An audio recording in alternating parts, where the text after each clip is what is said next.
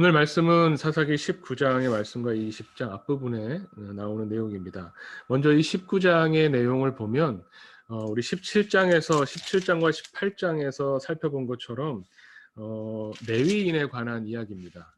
레위 사람으로서 사실은 레위 지파에 준 성읍, 어떻게 보면은 그 자기네 소속이라기보다는 레위 사람들이 살도록 해놓은 그런 성읍이 있는데, 그 성읍이 아닌 24개의 레위인들이 사는 성읍이 아닌 다른 성읍에 거주하는 사람으로서 어떻게 보면 성전에서 일을 해야 하고 하나님의 말씀을 가르쳐야 하는 그런 직무를 감당하는 사람이 아닌 것으로 보이는 두 사람의 이야기가 사사기 마지막 부분에 기록이 되어 있는 겁니다.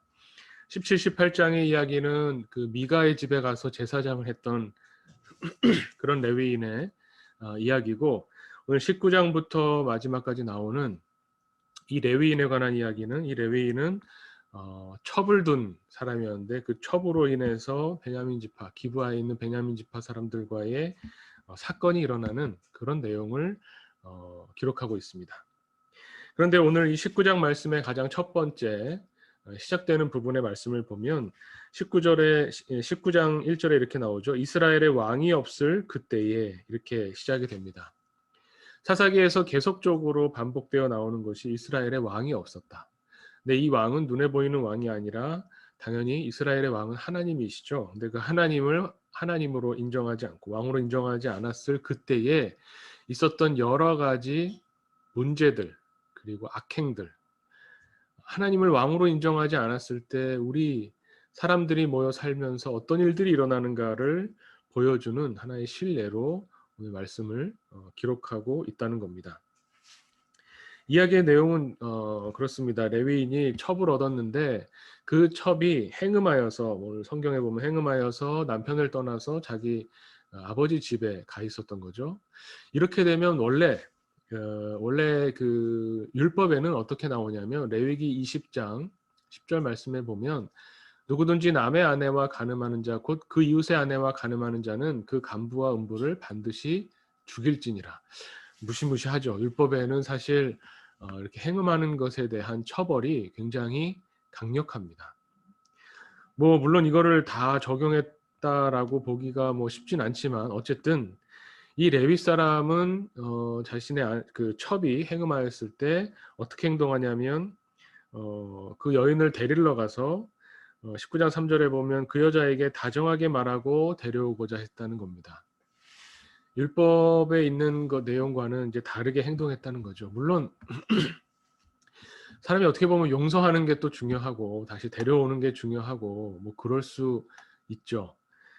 여기서 근데 말하고자 하는 핵심은 뭐냐면, 어떤 한 사람에 대해서 판단하고 그 사람을 어떻게 처벌해야 되고 이런 내용보다도 이름이 나오지 않는 이 레위 사람, 레위인이 행했던 행동들이 율법과 맞지 않는다는 것을 보여주는 거죠. 이 율법과 맞지 않는다는 게 왜 문제가 되느냐? 특히 레위인은 어떤 사람이냐면 하나님의 일을 맡아서 하라고 구별된 사람들입니다. 모세 때 율법이 세워지고 또 장막을 만들고 이 장막에서 하나님을 만나는 이 장막 가운데서 여러 가지 제사의 방법들이 나오고, 또 이스라엘 백성이 하나님의 백성으로서 생활 중에 어떻게 살아야 되는가를 일일이 알려주는, 기준을 제시하는 이 율법을 주셨는데, 이 율법을 그 매일매일 계속 생각할 수 없으니까 이 율법을 지키도록, 이 율법이 어떤 의미인지를 계속 가르치도록 구별된 사람들이 레위인이었다는 거죠. 이 레위인이야말로 하나님의 말씀, 누구보다도 모든 하나님의 백성이다 하나님 말씀을 지켜야 되지만, 특히 레위인은 구별된 사람으로서 하나님의 말씀을 세워나가는, 하나님이 우리에게 이 율법을 주신 것은 이런 의미다라는 것을 세워나가야 되는 이 직무를 맡은 사람입니다. 그런데 이 사람의 행동이 전혀 그 하나님의 말씀, 하나님의 법을 중요하게 생각하지 않았다고 하는 것처럼 보이는 겁니다. 이 레위인의 어떤 그 오늘 사건의 시작점에 있어서 이 레위 사람의 행동과 말이 그 속에 왕이 없다는 것. 그러니까 19장이 처음 시작할 때 보여주는 것이 그겁니다. 이 레위인도 하나님이 왕 되심을 가르쳐줘야 하는 이 레위인조차도 그 속에는 왕이 없었다. 하나님을 왕으로 인정하지 않았다. 그렇기 때문에 하나님의 말씀에 대해서 전혀 중요하게 생각하지 않았다는 겁니다. 뭐 어쨌든 그 장인의 집에 가서 떨치고 일어나지 못하고 5일씩이나 머물면서 있다가 결국은 다시 돌아가기 위해서 길을 나서는데 그 첩과 함께 돌아갈 때 기브아에서 사건이 생깁니다. 이 기브아에서 그 있었던 일을 또 보면 당시의 또 시대 상황을 볼 수 있죠. 19장 15절 말씀에 보면 기브아에 가서 유숙하려고 그리로 들어가서 성읍 넓은 거리에 앉아 있으나 그를 집으로 영접하여 유숙하게 하는 자가 없었더라. 아이 참 기브아 사람들 참 그 정이 없구나, 각박하다. 그냥 이 정도로 넘어갈 일이 아닙니다. 왜냐하면 이 사람이 그 기브아의 성읍 넓은 거리에 앉아 있었던 이유는 뭐냐면 뭔가 하룻밤을 묵어 가려고 하는, 자신을 누가 초대해 주기를 바라면서 기다렸던 겁니다. 왜냐하면 이스라엘 사람들에게 하나님 주신 율법에도 이런 게 있습니다. 신명기 10장 19절에 나그네를 돌아보라. 너희들도 나그네였음을 기억하고 돌봐주라. 이런 내용이 있습니다. 기브아 사람들이 이제 베냐민 지파인데요. 하나님의 백성으로서 하나님의 말씀을 기억하고 그 말씀을 존중했다면 오갈 데 없어서 성읍 넓은 데서 많은 사람들 보는 데서 이렇게 딱한 사정으로 있었던 이 사람을 당연히 대접하고 하룻밤을 묵게 해줬어야 되는데 그 중에는 베냐민에 사는 사람들은 없었다는 겁니다. 그리고 저녁 때 돼서야 한 노인이 나타납니다. 이 노인은 에브라임 산지 사람이고 기브아에 거류하는 사람이지 거기에 터를 잡고 뿌리 박고 사는 베냐민 사람이 아니었다고 이야기하죠. 근데 이 노인이 이 레위 사람을 자기 집에 초대해서 하룻밤을 묵게 합니다. 그런데 이렇게 묵게 하는 것만 해도 어떻게 보면 다른 베냐민 사람들과 다른 모습이고 하나님의 말씀을 지키는 어떤 그런 모습을 보여주는데 여기서 이제 문제가 생깁니다. 그 기브아의 불량배들이 이 레위인을 내놓으라고 할 때 이 노인은 24절 말씀에 보면 보라 여기 내 처녀딸과 이 사람의 첩이 있으니 그들을 끌어내고 이 레위 사람은 건드리지 말아라 라고 이야기합니다. 이 내용을 보면서 여러 가지 해석이 있을 수 있습니다. 그리고 이 노인이 잘한 건지 잘못한 건지에 대한 상반된 시각도 있을 겁니다. 그런데 어쨌든 우리가 성경을 보면서 우리가 생각해야 되고 기억해야 될 것은 뭐냐면 특히 구약 성경을 보면서 성경에 나오는 이야기가 우리에게 주고자 하는 메시지를 찾아야죠. 그리고 그 메시지는 구약의 메시지는 신약의 예수 그리스도와 연관됩니다. 그렇게 볼 때에 여기 이 노인은 어떻게 보면 선한 마음으로 하나님의 말씀을 지키고자 하는 마음으로 이 나그네를 대접했는데 이 나그네가 위기 상황에 처했을 때에 이 노인은 정말 오늘 처음 봤는데 자기가 그토록 사랑하는 자기 딸을 내어줄 테니 이 사람을 살려달라. 이렇게 말하는 모습을 보여주죠.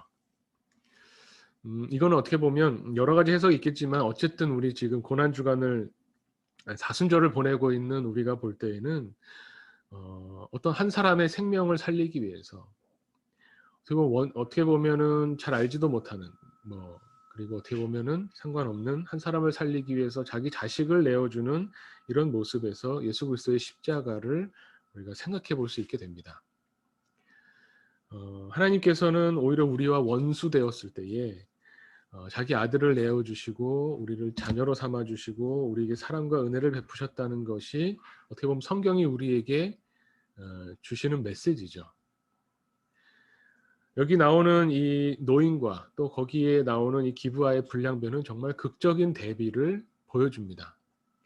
어떻게 사람이 이렇게 악할 수 있을까? 어떻게 이렇게까지 악한 행동을 드러낼 수 있을까? 그리고 이 노인은 어떻게까지 이렇게 자기 자식을 희생해가면서까지 오늘 처음 본 이 사람을 살려주려고 할 수 있을까? 이런 것이 아주 극적으로 대비가 됩니다. 그리고 이 사건은 이후에 이 레위인에 의해서 이스라엘의 각 지파에 이 소문이 퍼졌고 이스라엘 각 지파는 이것 정말 어떻게 보면 당시에도 듣기가 쉽지 않았던 악행이었기 때문에 이 악을 제거해야 된다. 이 악을 제거하지 않고는 우리가 살 수 없다라고 하는 것을 공감해서 이 일이 이제 베냐민 지파와 다른 이스라엘 지파 사이에 전쟁으로까지 번지게 되는 것을 보게 됩니다. 이 사사기 뒷부분에 나오는 이 이야기는 참 어떻게 보면은 그 내용으로서도 참 비극적이고 처참하고 이런 내용이 있는데, 어떻게 보면 이것이 강렬할수록 우리의 모습을 보여줍니다. 우리가 겉으로는 멀쩡해 보이고 겉으로는 굉장히 체면도 있고 예의를 차리는 것 같지만 사람이 그런 어떤 인간성보다도 더 악한 그런 악이 우리 안에 있다는 것.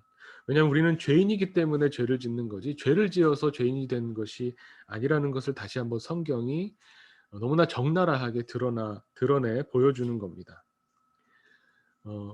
꼭 이 사람들 정말 나쁜 사람들이네, 어떻게 이런 사람이 이럴 수 있어라고 우리가 정죄한다면, 그것이 어떻게 보면 우리 안에도 가능성으로 죄인이기 때문에 가지고 있는 그런 일들을 우리가 회피하려고 하는 것일 수 있죠.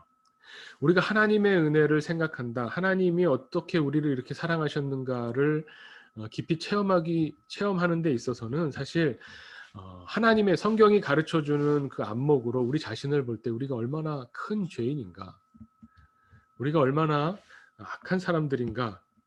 그런데 그런 악한 사람을 하나님께서 어떻게 용서하시고 어떻게 구해주시고 어떻게 생명을 주시는가 하는 것을 더 보게 만들어주는 것이 성경 말씀이라는 거죠. 그래서 우리는 그럴 때 더욱 성경이 이런 우리의 악한 면을 비추어 줄 때 더욱 하나님 앞에 나아가서 우리가 돌이켜서 하나님이 기뻐하시는 사람으로 살아야겠다. 하나님 원하시는 대로 약자를 보호하고 공궁에 처해 있는 사람을 도와주고 어떻게 보면 내가 꼭 은혜를 입지 않았어도 은혜를 베풀려고 하는, 왜냐하면 우리는 하나님으로부터 생명을 받고 은혜를 누리는 사람들이기 때문에 너무나 마땅하게 우리에게 잘못하는 사람마저도 용서해주고 그 사람을 위해서 우리가 가진 것들을 희생할 수 있는 그런 예수님의 정신을 세상에 드러내야 되는 사람이다라고 하는 것을 우리가 말씀을 통해서 다시 한번 생각해 보게 됩니다. 오늘 내용 한번 같이 살펴봤고, 또 반석원 목사님 오늘 말씀으로 우리 아이들도 가르치시기도 할 텐데 오늘 말씀에 대해서 또 이야기해 주시면요. 네. 어떤 방금 부분을 더 볼 수 있을까요? 하셨던, 저 목소리 잘 들리나요? 네. 네. 기브아에서 있었던 사건을 보면서 그런 생각을 좀 했어요. 기브아의 불량배들이 일단은 그 여인을 죽음에 이르게 하긴 했지만, 사실은 그들이 그녀를 죽인 게 아니라 오히려 이제 남편이 있는 데까지 왔는데 문지방 부여잡고 막 쓰러져 있는 거죠. 근데 애타게 남편을 찾고 부르짖다가 남편은 밤새도록 뭐 했는지 모르겠는데 결국에는 철저한 무관심 때문에 이렇게 죽게 되지 않았나라는 생각을 하면서, 최근에 이제 뭐 여러 가지 이슈가 되고 있는 일들을 보면서 결국에는 무관심 때문에, 또 우리 크리스천들의 소외된 사람들을 향한 무관심들 때문에 더 많은 사람들이 소외되고 또 죽어가고 있는 건 아닌가. 사실은 원인을 제공한 사람들은 있지만 그럼에도 불구하고 무관심한 우리들의 모습 때문에 더 많은 사람들이 죽고 있지 않나라는 생각을 잠깐 좀 해보게 됐어요. 그래서 죽고 나서 잘하는 건 아무 소용이 없겠죠. 여기서도 보니까 죽고 나서 이제 막 그 12토막을 내가지고 각 지파에게 보내가지고 이제 결국에는 전쟁이 일어나는 그런 모습들을 보게 되는데, 죽기 전에 우리가 돌봐야 될 사람들을 좀 돌볼 수 있었으면 좋겠다라는 생각을 말씀을 통해서 한번 해보게 됐습니다. 네. 어떻게 보면 우리 아무것도 하지 않은, 사랑을 베풀지 않는 것도 성경에서는 지적을 하죠. 그러니까 사람이 사람됨됨이로 사람답게 살아가는, 하나님이 창조하신 사람됨으로 살아가는 것이 무엇인가라고 하는 것을 성경이 우리에게 가르쳐 줍니다. 나랑 상관없는 일이다 손 떼는 것이 아니라 어떻게 보면 적극적으로 사랑을 베푸는 것이 하나님이 우리를 창조하시고 우리에게 바라시는 그런 모습이라는 것 다시 한번 생각해 보게 됩니다. 네, 오늘 말씀에 대한 살펴보는 것은 여기까지 하도록 하겠습니다.